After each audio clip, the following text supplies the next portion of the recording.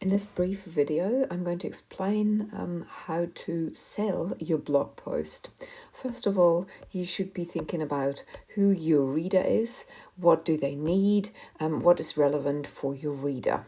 Then you might consider what you want to write about and the type of blog post that you might want to write. Is it a review or a response to an event or a claim or an article or a statement by someone, or is it a plain description of a day in the life of, or is it a how-to, or is it the worst and best, or is it what you should do when or if?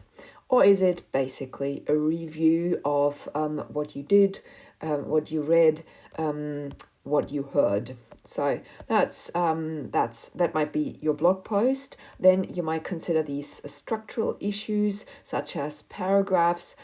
Usually blog posts are very well structured. Unless if they're not, the reader will stop reading immediately. So they need to be very much on the spot and very well structured. They usually have subheadings and even hashtags or pictures in them. Here you can see that. So in the introduction, you might want to think about a catchy title, obviously, or a provocative statement, or a question, or some sort of stats or data that you might want to tell the reader about, or some sort of alluring promise. That is, for example, in this article, you will learn about how to blah, blah, blah, blah, blah, blah, and I don't know, bring about world peace.